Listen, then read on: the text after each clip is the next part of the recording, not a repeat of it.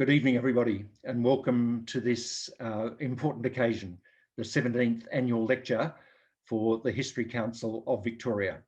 I'm Peter McPhee, Chair of the History Council, and I want to welcome people from not only all over Australia, but in many other parts of the world as well. We have 245 registrations from as far away as Brazil, Germany, India, New Zealand, the United Kingdom, and the United States. Welcome, everybody. I'd like to begin by acknowledging the traditional owners of the many lands on which we meet today. The History Council recognises the long history and deep cultural heritage of the traditional owners. I'm speaking to you from the lands of the Woiwurrung and Boonwurrung speaking people of the Kulin Nations. Our lecturer today will be speaking in Canberra from the lands of the Ngunnawal, Ngunnawal and Ngambri peoples. We pay respects to their elders past and present and extend our respect to all Aboriginal and Torres Strait Islander and First Nations peoples. A number of simple organisational matters that I won't dwell on at length, and nor will I read them all, but which are important to outline to you. First of all, a reminder that we're recording the webinar this evening. And the fourth dot point is important, that if you're having any technical issues, please use the chat button at the bottom of your screen. You can use it too if you want to show appreciation. And importantly, use the Q&A button to type questions for the lecturer for our Q&A session later on. Allow me to say just a little about the History Council, which is the peak body for history in the state of Victoria. We have a vision to connect Victorians with their history, to inspire their engagement with the past, with their identity and with the world today. We champion the work of historians, the value of history, historical literacy, and that's about any place and any period. The History Council is almost 20 years old, and the governing board comprises representatives from across cultural and educational institutions and heritage bodies. We have some significant roles, including advocacy and representation to government and to the wider community, networking with allied interest groups, and importantly, community education.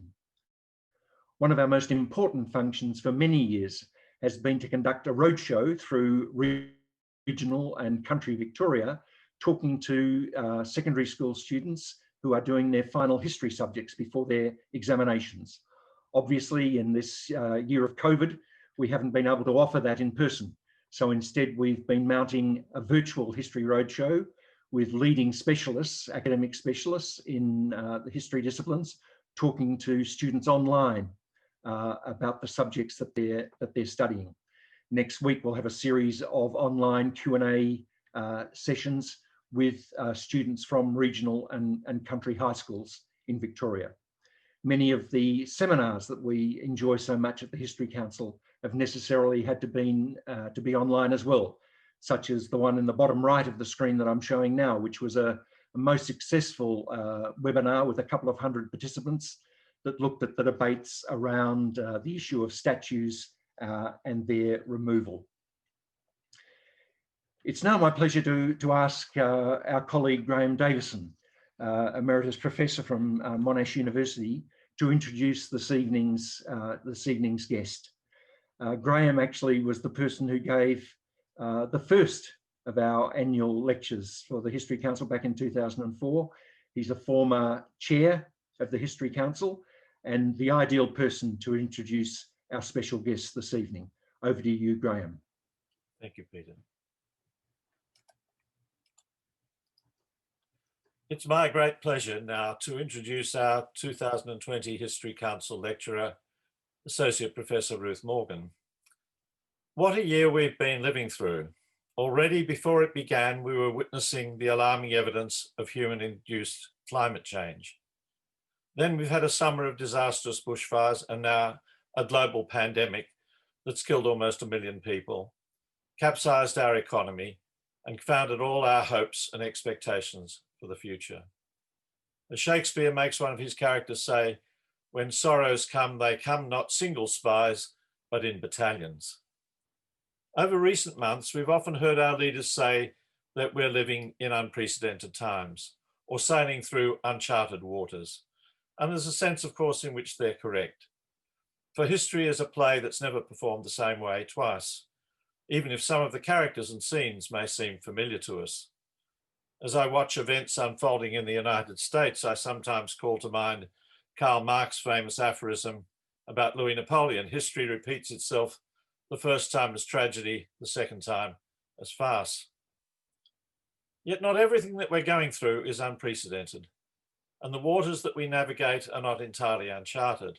In uncertain times, we may look to the past not simply for consolation, but also for inspiration, illumination, and guidance. And each year at this time of the year, the History Council invites a historian to show how insights from the past can illuminate an issue of contemporary importance.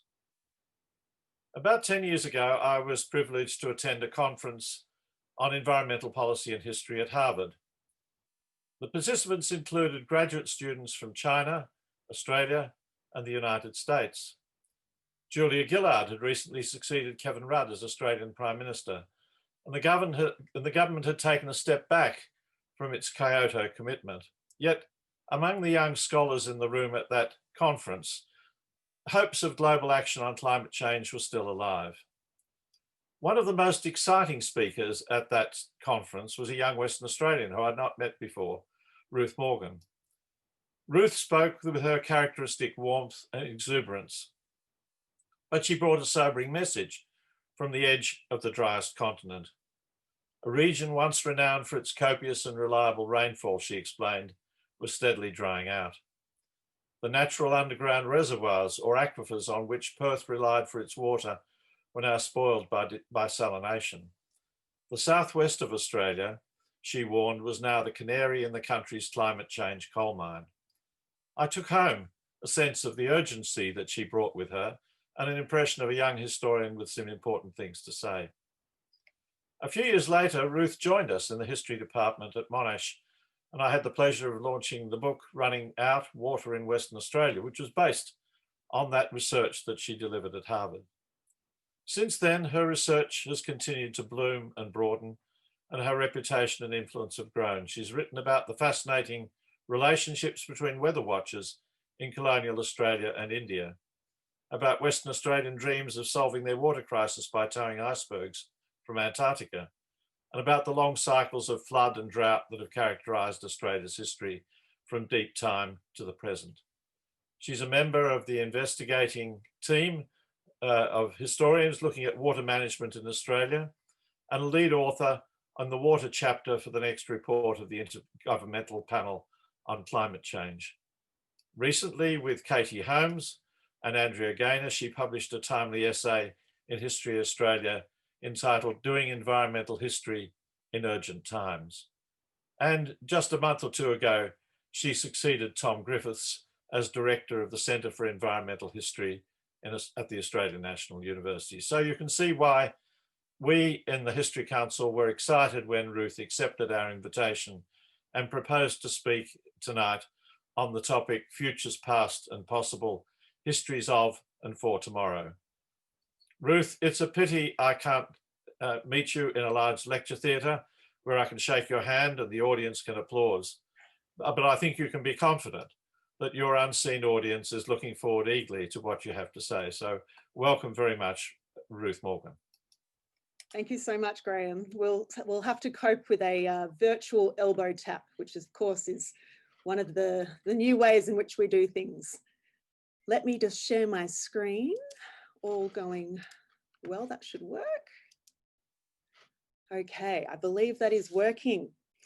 So thank you, Graham, for your kind words, and thank you to the History Council for this great honour in having me speak with you this evening. A big thank you also to Alicia, Margaret and Peter too for their hard work in organising this evening's lecture. Before I begin, I'd like to acknowledge and pay my respects to the traditional custodians of the land on which I live and work, the Ngunnawal, the Ngunnawal and the Ngambri peoples, to their elders past and present, and to acknowledge that their sovereignty has never been ceded.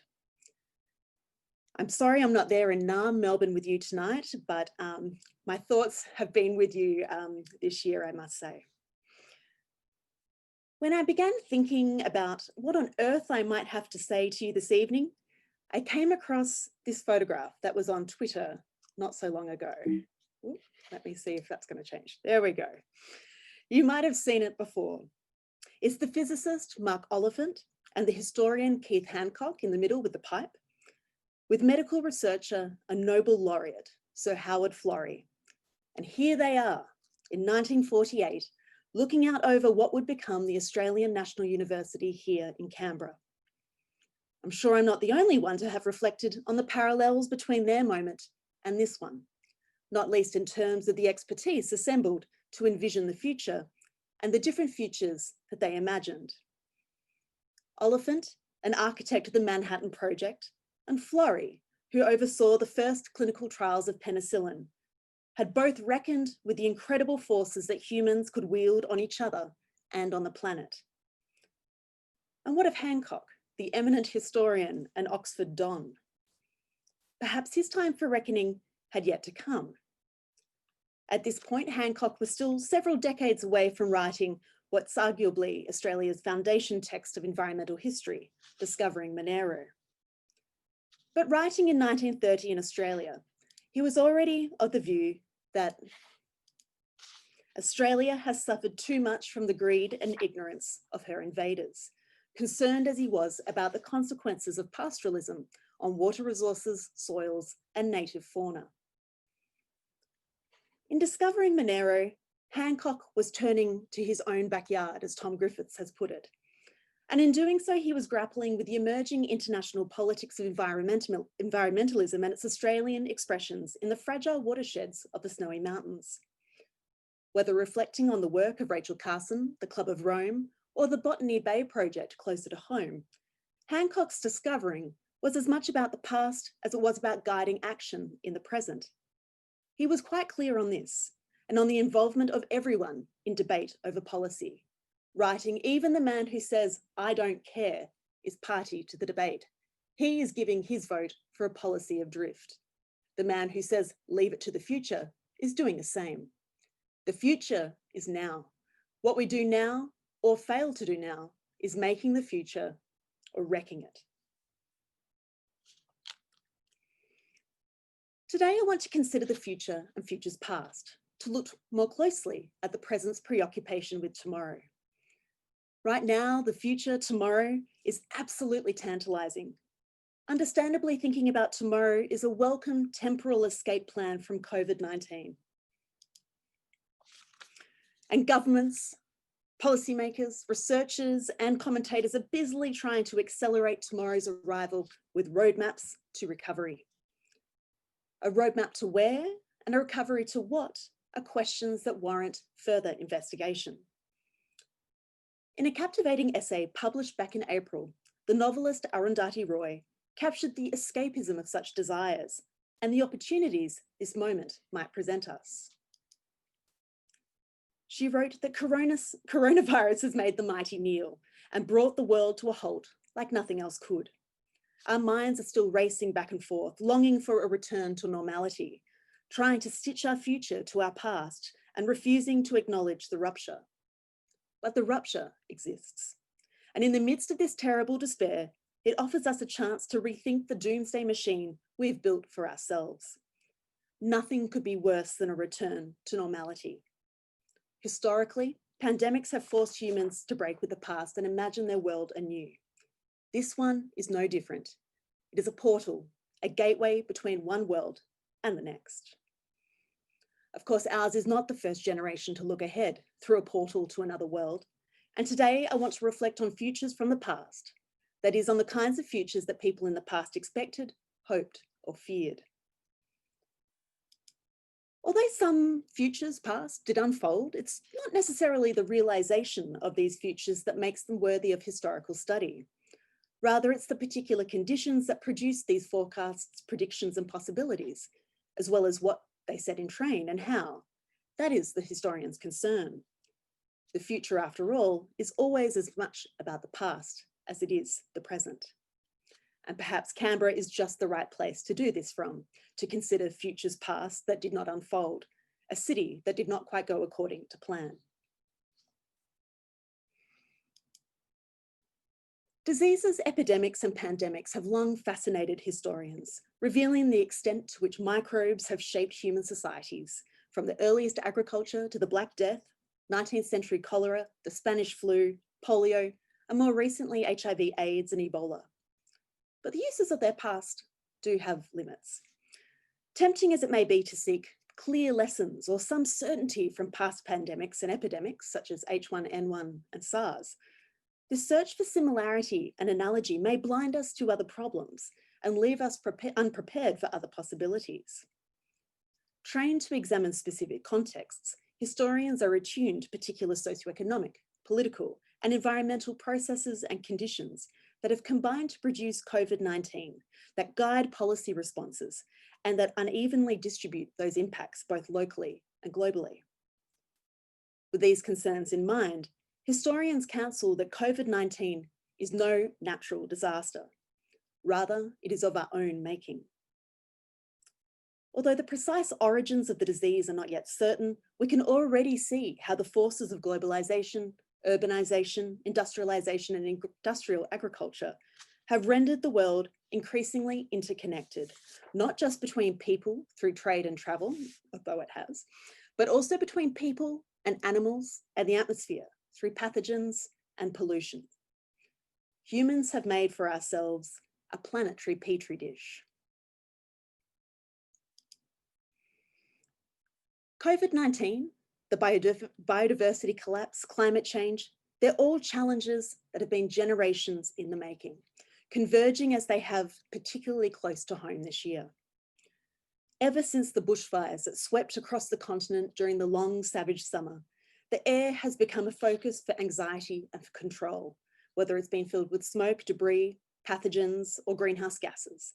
Many people have become newly acquainted with the everyday luxury of breath. For weeks, Brisbane, Melbourne, Sydney, and Canberra, and many small towns in between, not so small perhaps, these cities and towns were shrouded in smoke. Those that could stayed indoors. They bought masks. They even packed their bags and went to Tasmania to escape. Air quality index readings above 200 are considered hazardous to health. On some days, these cities and their suburbs had the worst air quality in the world, overtaking those usual suspects, Beijing and Delhi, whose residents every day pay a high price for rapid industrialization. The sense of us and them is stark. I watched the savage summer unfold on cable TV, of all things. I was doing research in Ooty, a hill town in southern India, where British elites once sought refuge in its cool, clean air from the hot plains below. And today, affluent Indians make day trips up the winding roads to escape the congestion of nearby Mysore and Coimbatore. And on TV and in the daily newspapers, the bushfires here in Australia jostled for coverage with the violent crackdown on student protests at Delhi's JNU. The torrential rain and flash flooding in the sinking Indonesian capital of Jakarta seemed like an afterthought. Disaster there was normal. Strangely, on the flight home, a recorded voice encouraged passengers to donate to the airline's fundraising effort to support bushfire relief in Australia. The different newsworthiness of brown and white lives is sadly nothing new. As historian Kavita Phillip puts it, it's the poor and marginalised in every nation who have already had to pay the costs of extreme climate events. They are the canaries in the coal mine, the markers of our climatic futures. It's not just the residents of choking Delhi or sinking Jakarta. In June, Bayami Williamson, a Ualayai man, an academic at the ANU, gave evidence at the Royal Commission into National Natural Disaster Resilience. There he shared the results of a working paper that studied Aboriginal peoples and the response to the bushfires. This research found that the Indigenous population in areas hit by the bushfires was double the Indigenous population in the affected states as a whole, meaning that Indigenous people were disproportionately affected by the savage summer. Further still, he reported, 1 in 10 children affected by the bushfires is Indigenous. Of the 22 Aboriginal communities in rural fire-affected areas, 20 are in New South Wales, often living on former mission lands or reserves. I Can't Breathe, the battle cry to end Aboriginal deaths in custody, is a demand for justice, and environmental justice is racial justice. The author Amitav Ghosh wonders at the perversity of the impact of climate change. In his magisterial work, The Great Derangement, he observes, "The Anthropocene has reversed the temporal order of modernity. Those at the margins are now the first to experience that which awaits all of us." The coincidence of the invention of the steam engine in 1784, the colonisation of Australia, and the consolidation of European empires has not been lost on historians. After all, the Anthropocene, as Alison Bashford makes clear, is modern history.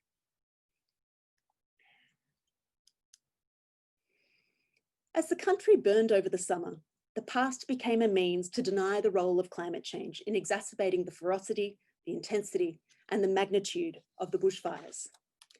This is a continent of extremes after all, a continent of boom and bust, of droughts and flooding rains. Fires had burned here before. Well, of course they have, but never before like this. 2019 was the driest year since records began in 1900, and it was the country's warmest year. In fact, all the years since 2013 are among the 10 warmest on record for Australia. The impact of climate change has led to longer, more intense fire seasons and an increase in the average number of elevated fire days, as measured by the Forest Fire Danger Index. 2019 saw the highest accumulated index on record. In Victoria alone, the recent bushfires burned over 1.5 million hectares, roughly double the size of the entire Melbourne metropolitan area. That's the largest area impacted by fires in the state since 1939.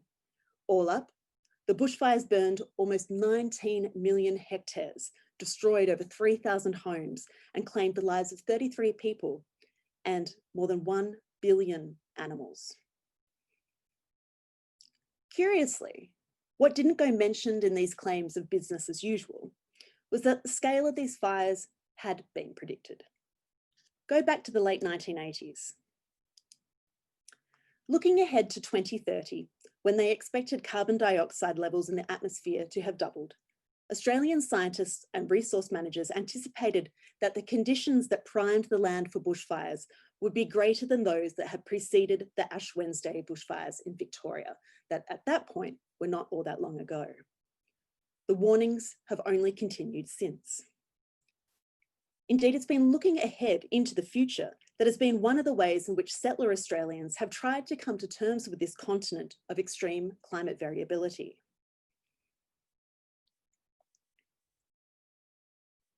The variability of Australian climes has been apparent since invasion in 1788. In the colony of New South Wales, Officer Watkin Tench could comment in 1793 that the climate is changeable beyond any other I ever heard of, but no phenomena are found to indicate the approach of its alteration. The economist William Stanley Jevons, who was then a gold assayer at the Sydney branch of the Royal Mint before he went on to the coal question, he reported in 1859 that I consider that the irregular and excessive rains are the most characteristic fact of the climate of Australia. Later, Jevons encouraged the patient investigator to persist in the study of meteorological statistics, such that these kinds of patterns could be discerned and understood. These practices of weather observation allowed for the study of weather over time, as colonial meteorologists attempted to find patterns in weather data from the past.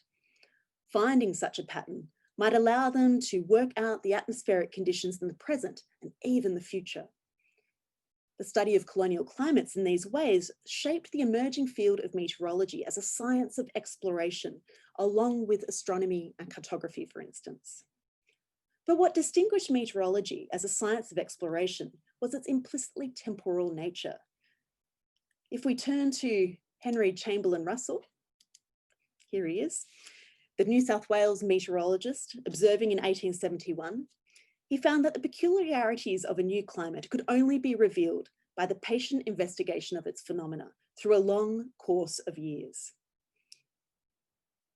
Such retrospective insights would, people like Russell hoped, would allow them to predict the future in terms of weather forecasting. And these temporal horizons of meteorology made the science a fitting partner to the horizon of expectation implicit in the imperial project unfolding in Australia, just as the field was serving similar aspirations in British India and in the continental United States. Discerning the nature and parameters of colonial climates was necessary to the constructible future that colonial projects sought to forge and inhabit. By making atmospheres in the present and future legible, meteorology and the promise of seasonal forecasting appealed to a desire to impose imperial order on the climates of the unruly Australian colonies. Predicting the weather was part of a wider intellectual impulse to tame chance through the acquisition and application of statistical knowledge. Among Victorian Britain, prediction was the spirit of the age, while in the United States, prediction offered illusions of control over one's future in an age of economic uncertainty. And those residing in the sparsely populated Australian colonies were similarly drunk with ideas about size and predictability, as Alan Atkinson has observed. Such a future-oriented mindset could only have emerged in the context of the temporalization of history underway in Europe since the 17th century, such that the space of experience subsequently diverged from the horizon of expectation.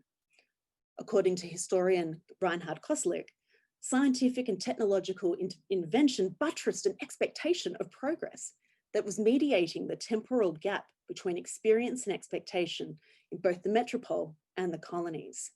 And in the latter, this outlook meshed with European perspectives on the linear directionality ascribed to the condition of colonized peoples and their lands. Aside from his skepticism regarding the prevailing ideas of sunspots, weather cycles and almanacs, Victoria's colonial meteorologist, Robert Ellery, was convinced of the importance of weather prediction. Investment in meteorological science, Ellery observed, was a sign of a civilized country. As he explained to the Royal Society of Victoria in 1877, "I know of no country or place of importance where settlement and civilization have reached from whence meteorological records cannot be obtained. The collection of meteorological statistics, therefore, was necessary and valuable in all civilized communities, more especially in countries like Australia, depending largely on agricultural and pastoral interests, as well as maritime commerce, and subject to the climatic vicissitudes which so often prevail.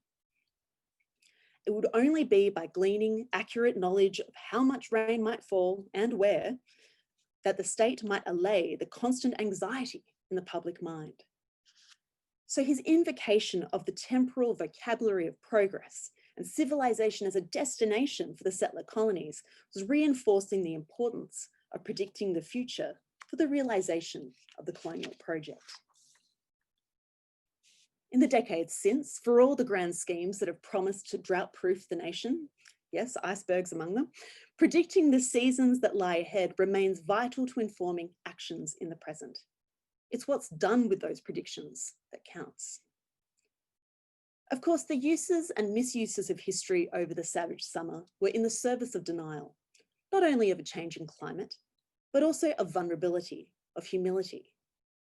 In trying to sustain an illusion of independence and control over the natural world, it represented a misguided attempt to appeal to an old pioneer legend, to the combative relationship between humans and nature, to the land's resistance to settler struggles to subdue the continent. Excuse me.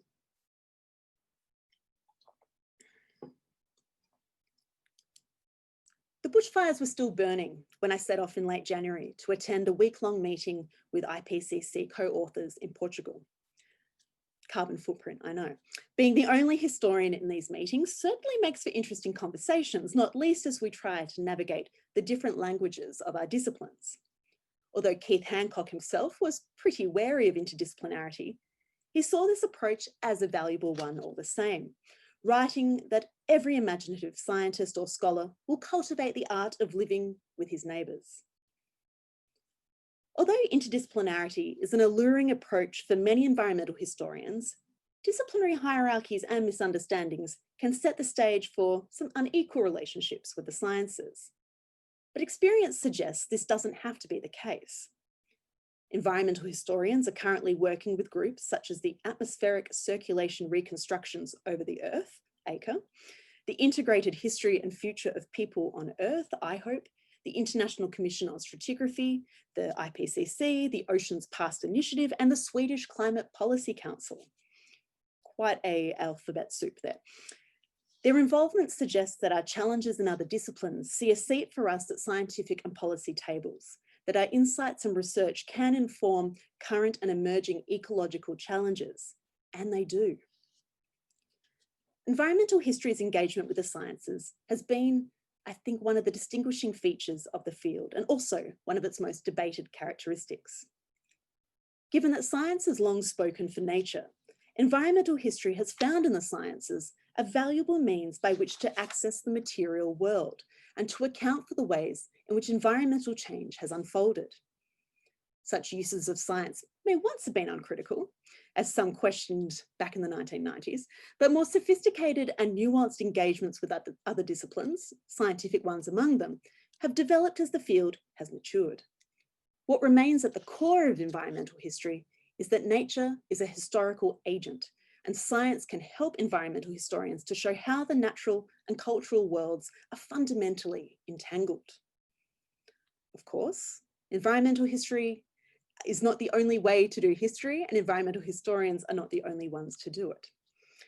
Our colleagues in ecology and geology, for instance, both seek to explain change over time.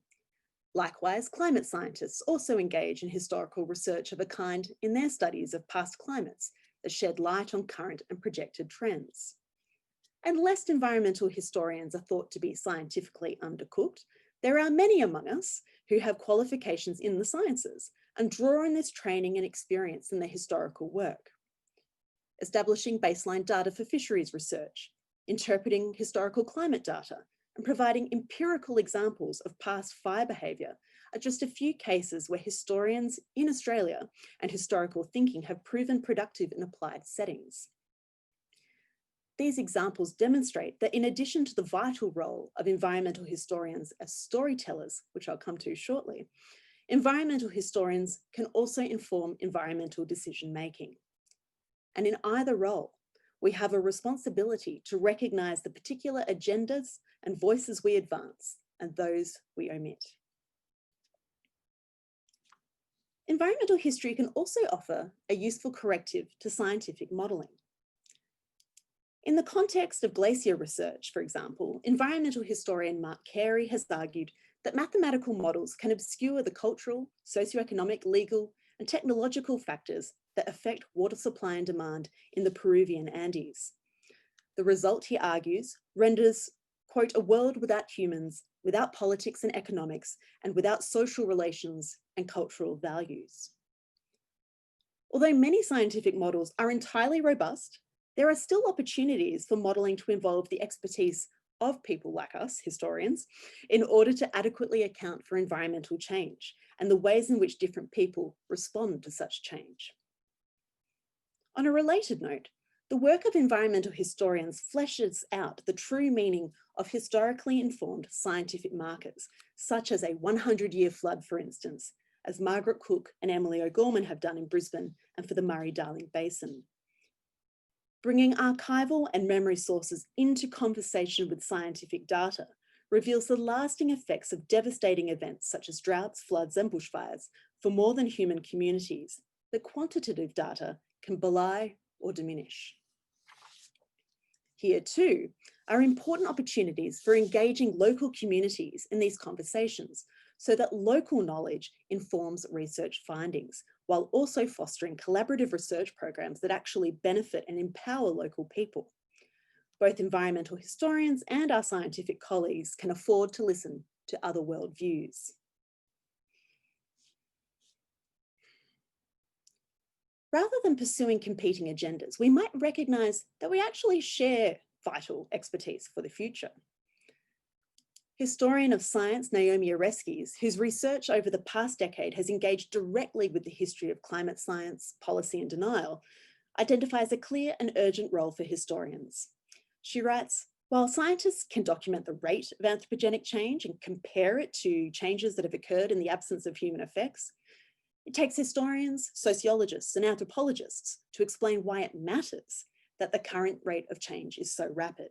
And it will take us to explain why rapid environmental change is likely to have profound social, cultural, political, and economic effects. I'd go further by adding that it's up to us to demonstrate how issues such as energy use, pollution, and insect decline, for instance, are just as much structural questions of power and social values as they are about engineering, science, and markets. I'm mindful, though, of other risks associated with working with and on the climate and ecological sciences.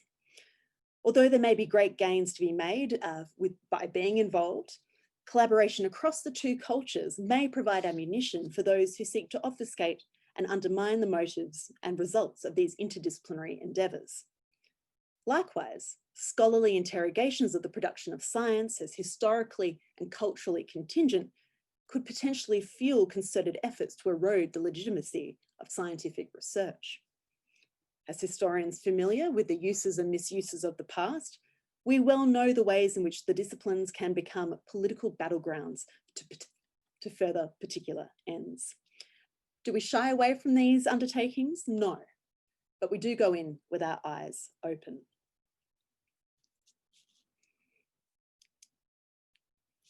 Both historically and more recently, difficult times have prompted nostalgia for a heroic and pioneering past. The rise of nationalist politics here and abroad is a grave reminder of the potency of such an imagined past to inform the present and shape the future. As author James Bradley observed just a couple of years ago, recent events in the US, Great Britain, and Europe have underlined what happens when the stories we tell are no longer anchored in reality. The editors of the recently published collection, Living with the Anthropocene, see in stories a way to address cultural problems. Cameron Muir, Kristen Vayner, and Jenny Newell write that these are technologies for shaping locations, characters, and events into narratives that help us notice the world, draw its messiness into comprehensible threads, and enable us to share, debate, and agree on what is important and how we should act on that knowledge. The explanatory power of narrative is perhaps one of environmental history's most acclaimed characteristics.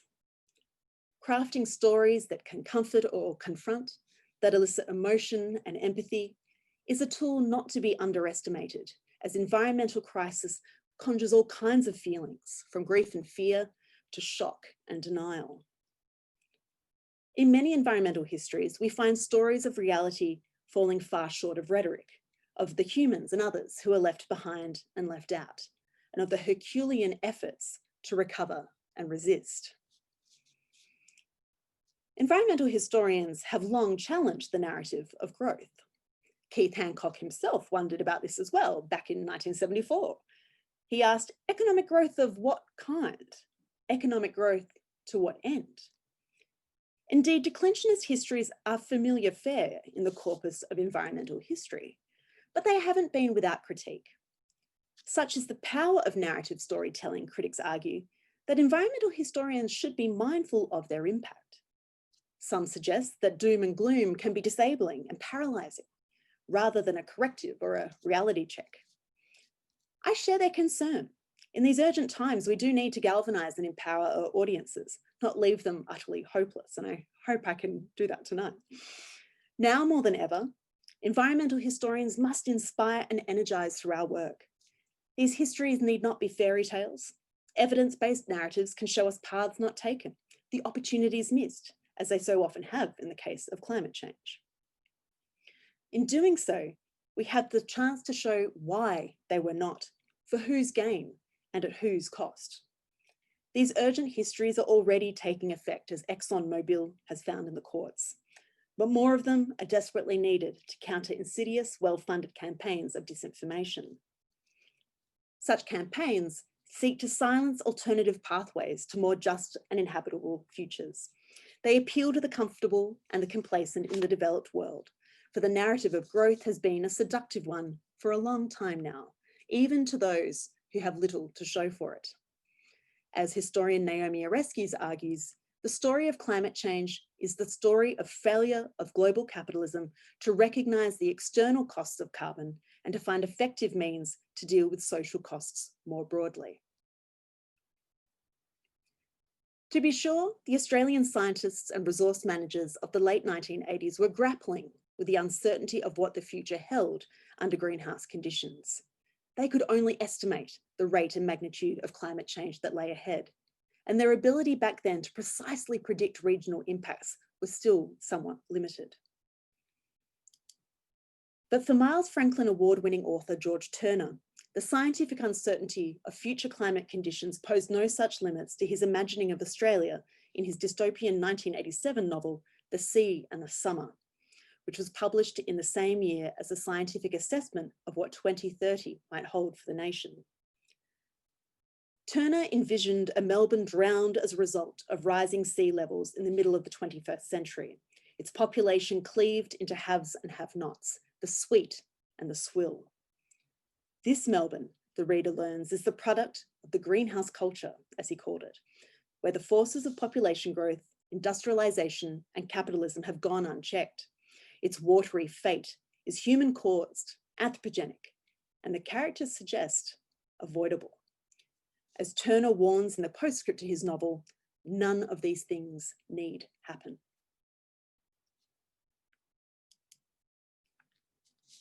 Environmental histories can show that there have always been material limits to economic growth, and that recklessly reaching beyond those limits has resulted in enormous human and ecological costs that we can no longer afford, if we ever could.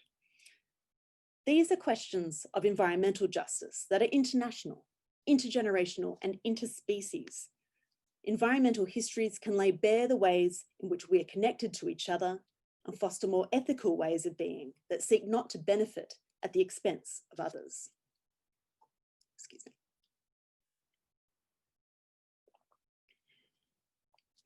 Environmental histories that trace such connections and relationships can usefully overcome unhelpful mindsets that position labour against the environment. Progressive environmental action comes at the expense of jobs, while those very jobs are inimical to a greener future, or so the argument goes. Yet there are ample opportunities to make work the common ground here, drawing on the arguments of environmental historians that nature is known through human labour, and that environments are produced in part by human labour. Further still, we might appreciate that all work happens in the environment, whether it's an office, a factory, a mine, a university.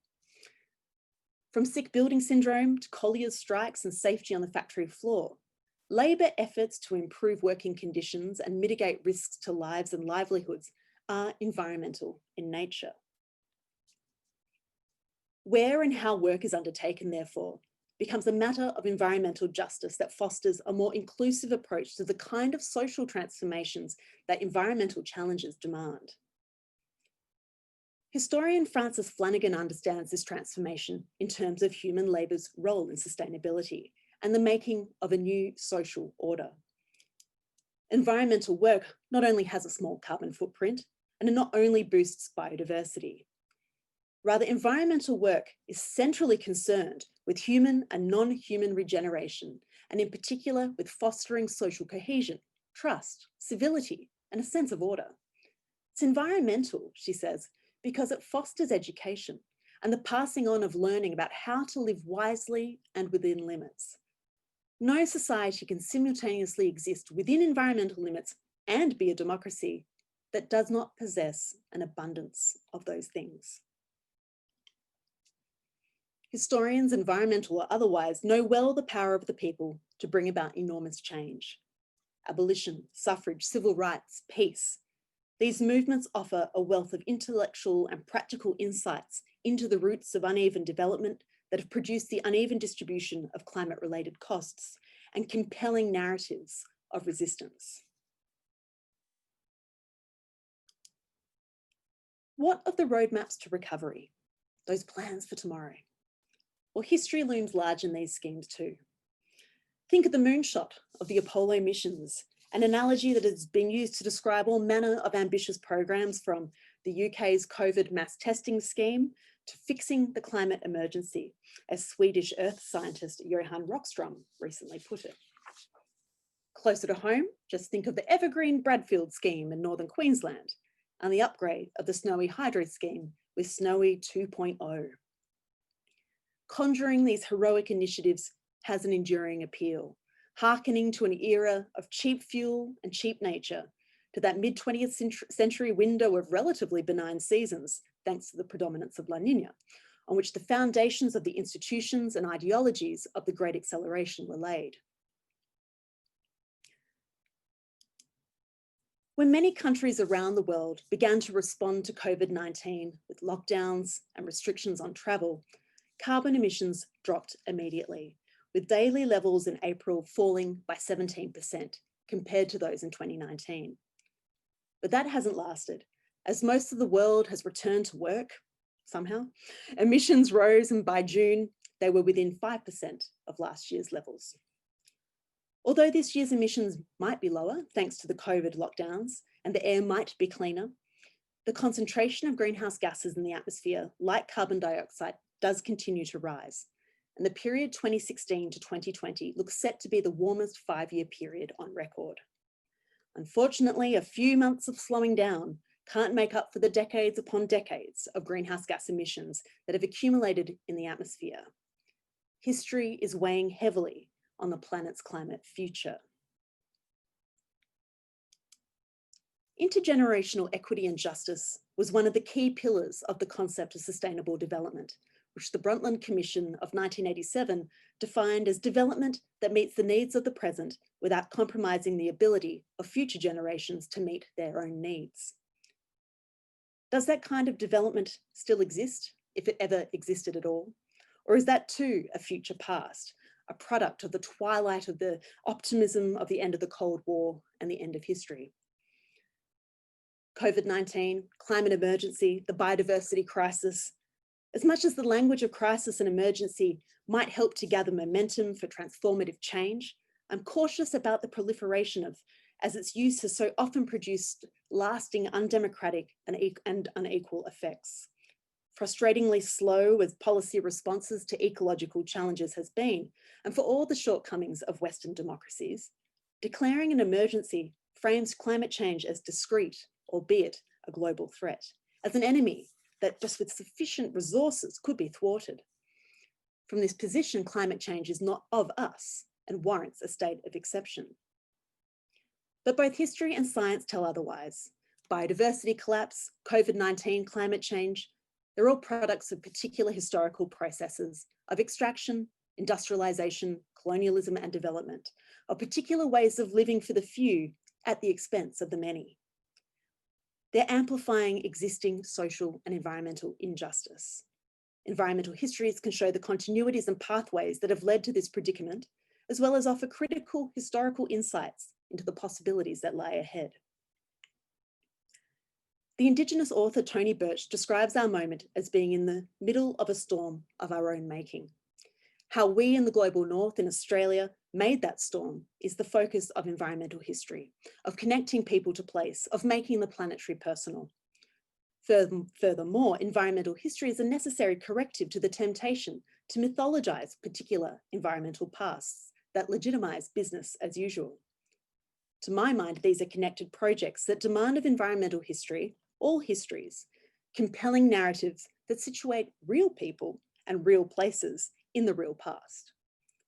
Situating what Andrea Gaynor calls radical remembering in place encourages not only temporal thinking, but also collective thinking of shared places, of community with people and other creatures, as an antidote to the prevalence of atomistic, anthropogenic self-interest. These are the kinds of histories we need to make and not wreck tomorrow, to make more just and inhabitable futures. Thank you.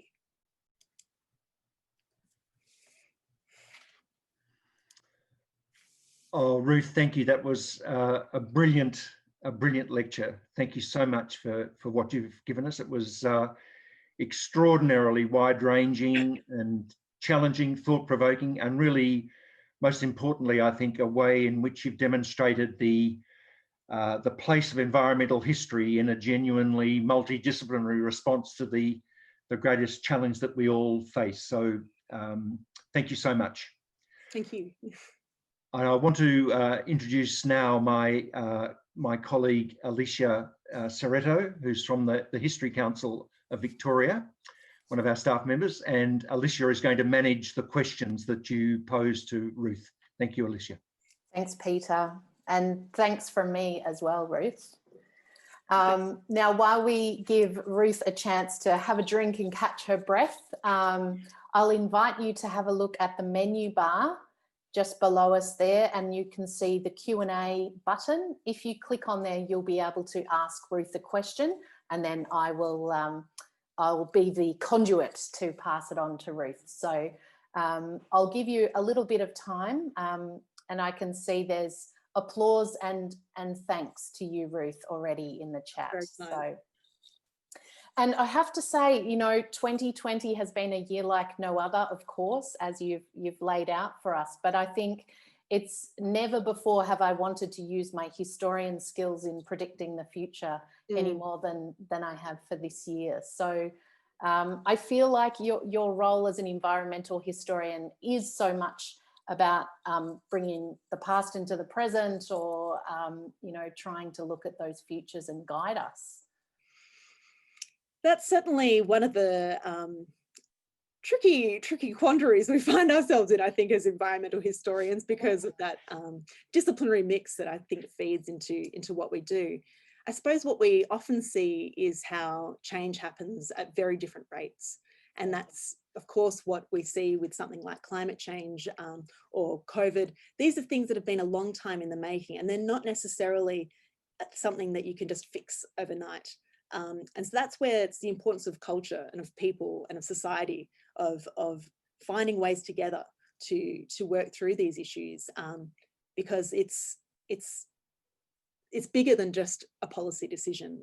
Certainly incentives always help, but I think we can see that, you know, our change, what is possible in a generation, what has caught up with us perhaps over many generations, we're seeing all of these problems unfold at these different rates. And I think that's where history is really useful, to have that temporal sensibility. Absolutely.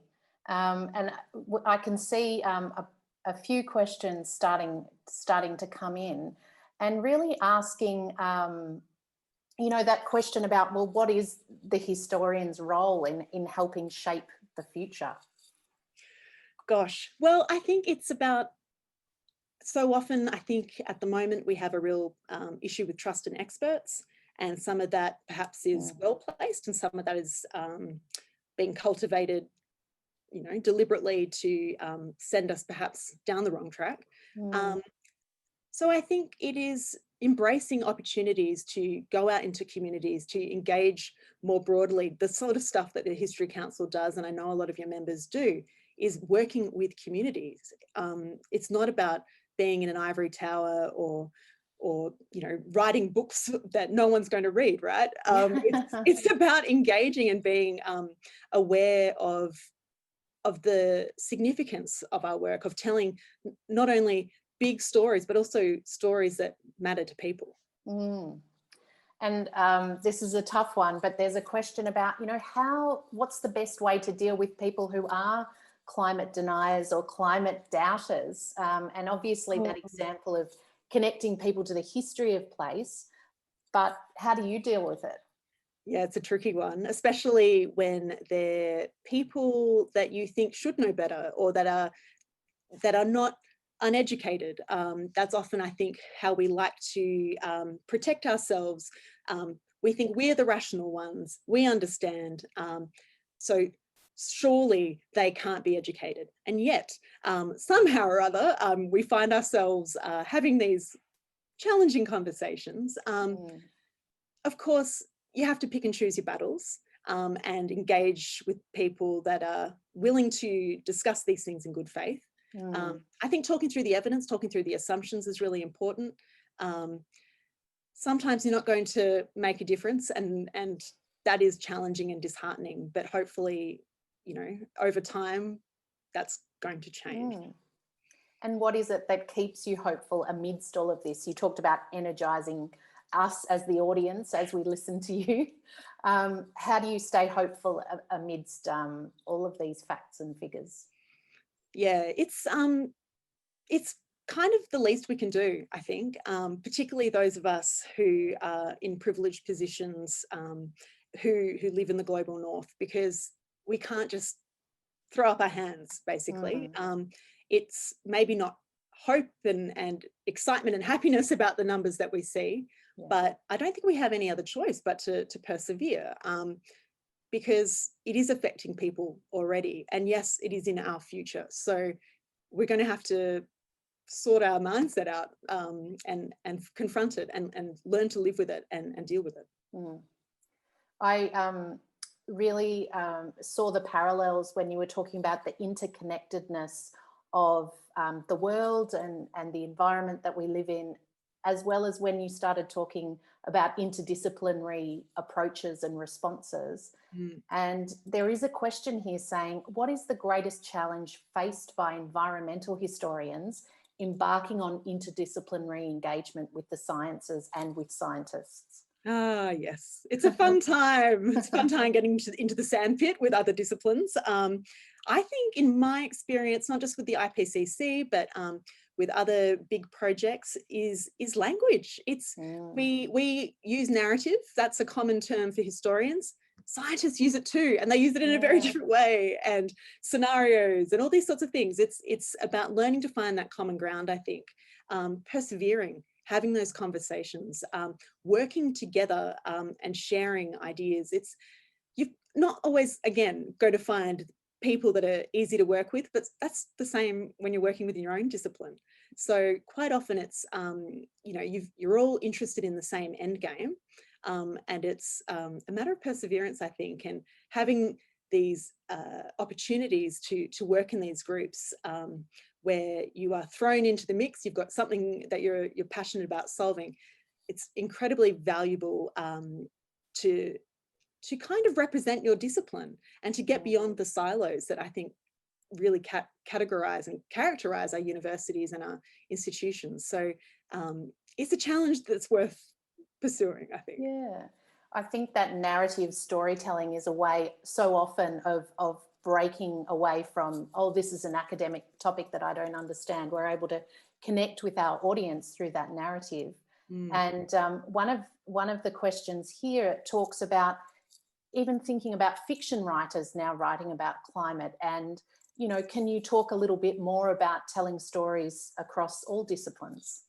Yes, it's interesting, and it's something that really struck me just looking at the Graham Turner book, which I first encountered when I was living at Elwood in Melbourne, which is obviously a bit flood prone, and so reading that book was a little bit disturbing.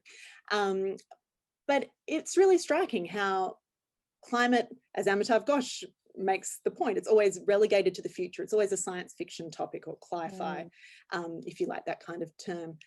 It's not with us now. And so what is it about our moment that makes it so unreal or uncanny? And it's really interesting to see that starting to change, and how people are tackling, how fiction authors are tackling those issues. And I think it's about partly because obviously the impacts that people are seeing, people are becoming increasingly aware and engaged in these topics, but it's also thinking about, this will affect me and my family and my community. And that's a now issue. That's something that we've all seen just this past year.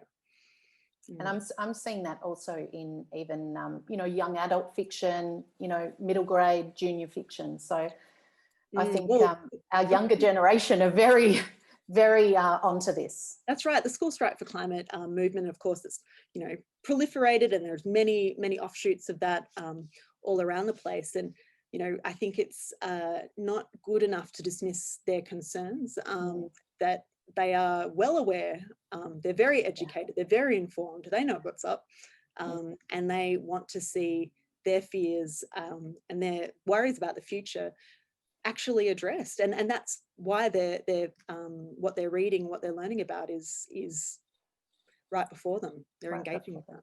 Yeah.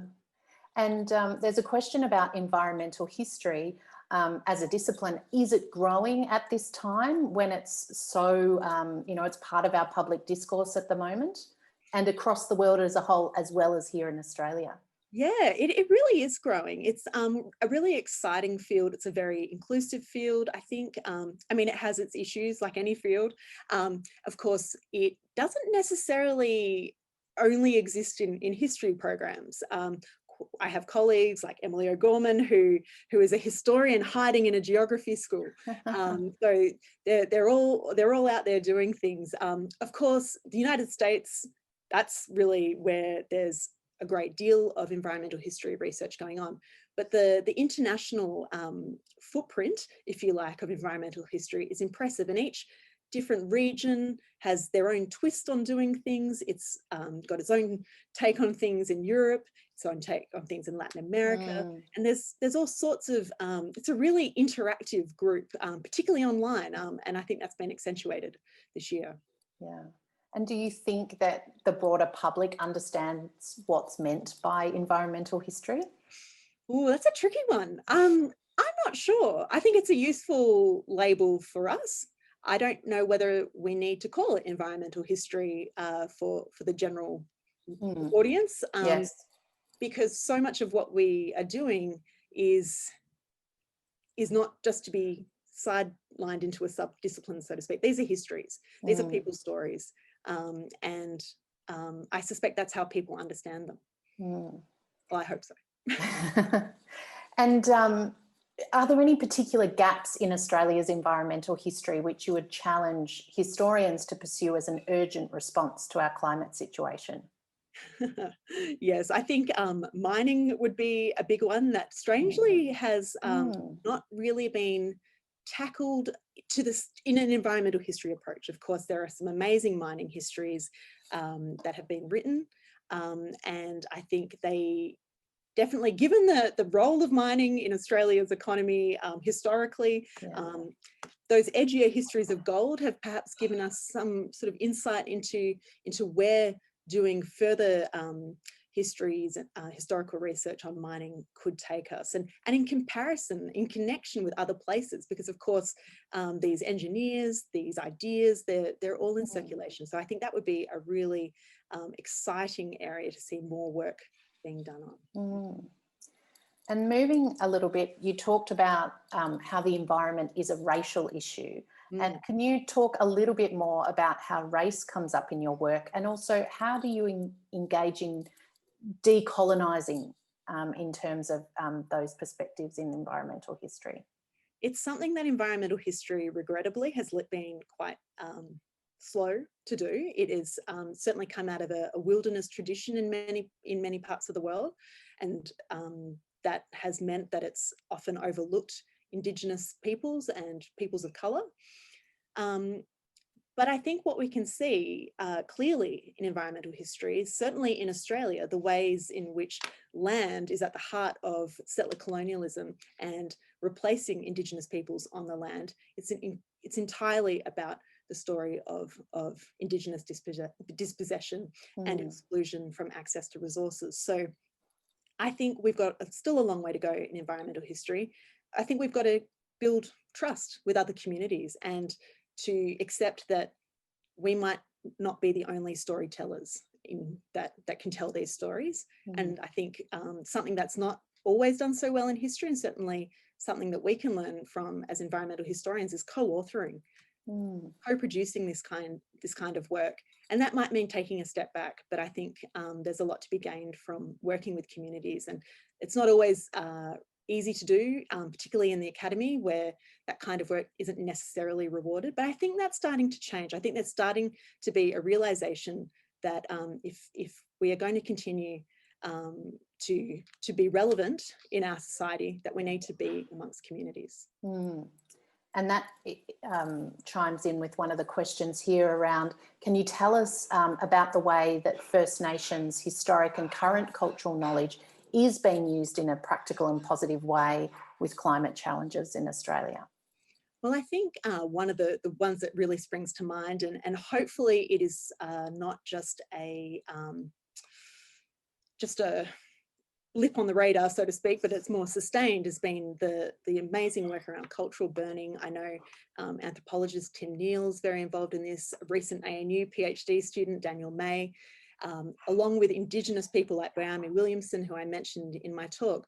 They're all speaking to policymakers. They're all trying to engage with community and government and resource managers to try and actually bring that cultural knowledge to bear on how we manage our landscape. It's slow, it's going to take a whole lot of institutional change. It's about empowering people to manage their country. But that kind of knowledge is really exciting. And I think there's work certainly that is happening in that space, which is co-produced because it has to be.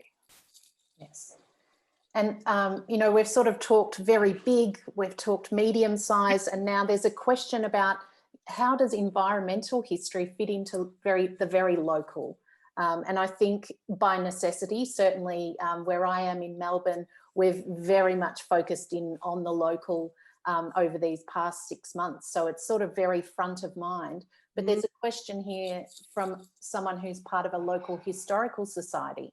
What should we do to uncover environmental history or promote it? What could be their role? Yeah, I think Melbourne with your 5 kilometre radius has really got that scale down. But, you know, this is where if you're starting to sort of think beyond environment as being certain things like a forest or a lake, you can see your suburb, you can see your town as being a relevant scale with which to do environmental history. And I think there's all sorts of ways that can be done. There's some great suburban environmental histories. I'll spruik Andrea Gaynor's work in that regard, especially as I think a lot of people are getting into vegetable production back home, in your garden.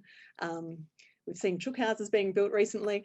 That these are great opportunities, maybe at a socially distanced approach of talking to older residents. How has your suburb changed? And that can be being attuned to the changing ways in which houses are being built, the way gardens are organised, how people access your suburb or your area.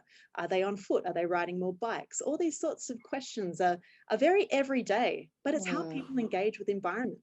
Yeah, absolutely. And I think that what might be our last question is bringing it to the students of history, and what advice would you give someone wishing to join the field of academic inquiry and contribute to addressing these issues? It's a tricky one. I think you've got to explore something that you're excited about and passionate about, because we all know that it can be a lonely road, it can be a tough road, and I think we know that the challenges that the university sector is facing are certainly there plain to see. So I think if you can find a topic that inspires you, that you think you can really put a fresh insight on, that's going to really sustain you. I think also making sure that your work is going to allow you to go beyond the university, to engage more broadly, to have some kind of impact. That's really important. It doesn't have to be the only way to do history. Of course, you can do history because you enjoy it, and that's great too. But I think in terms of getting through a PhD program, that's going to be really useful. Yeah. And, you know, I think what you've taught us tonight is that we all have a part to play, whether it's, you know, through academic research, through activism, or perhaps just being very local and making changes on the smallest scale that we can. Every day, that's all it is. It doesn't have to be monumental geoengineering exercises. Yeah. Just do it yourself. Thank you so much, Ruth. I am going to invite Peter to come back in. And here he is. And thank you for answering everyone's questions, and to all of our audience for inspiring us with your questions too. And thanks to you both for a wonderful discussion and for managing those questions, Alicia.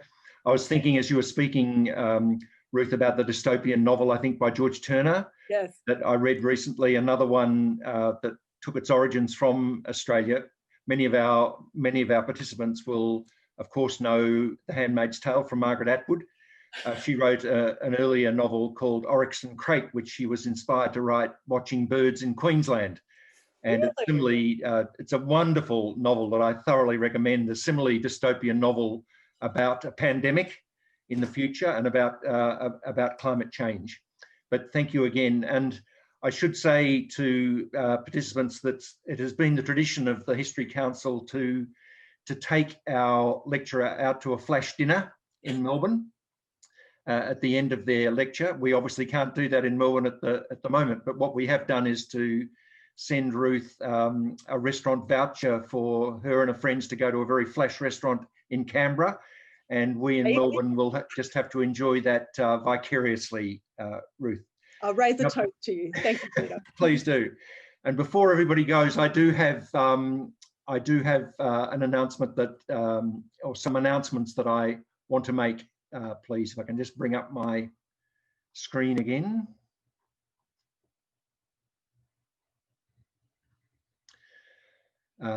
Yes, thank you. Three announcements that I'd like to make before closing this evening. The first concerns a wonderful new prize that the History Council is offering, to be known as the Jane Hanson Prize for History Advocacy. This is a prize which is going to recognise the efforts of a group or an individual that has advocated for the value of history, the work of historians, or the importance of a history education. The prize is being named in honour of Jane Hanson, AO, whose passion for history and its advocacy is widely acknowledged. Through the Hanson Little Foundation, which aims to create a legacy of significant positive change that inspires Australians, Jane Hanson has provided generous philanthropic support for history in many guises and to many organisations. Her unsolicited donation to the History Council earlier this year has inspired the board to create this prize to recognise the importance of advocacy of history within the community. We'll be issuing a call for applications early in the new year and plan to announce the first winner at our annual lecture this time next year. But you have on the slide that I'm sharing now the information that you can find on our website. We hope that many of you watching this evening or participating will consider joining the Friends of the History Council. We put on a number of events. There's one coming up in November and another in early December, which we think that you'll find interesting. Our next History Council gathering will be a Making Public Histories webinar on the 10th of November that we'll be putting on in conjunction with our colleagues at Monash University and the old Treasury building. So that concludes this 2020 annual lecture of the History Council. Thank you so much to all of you for participating. It's been fascinating and we're deeply grateful for the wisdom and insights of our guest, Ruth Morgan. So thank you and have a good evening.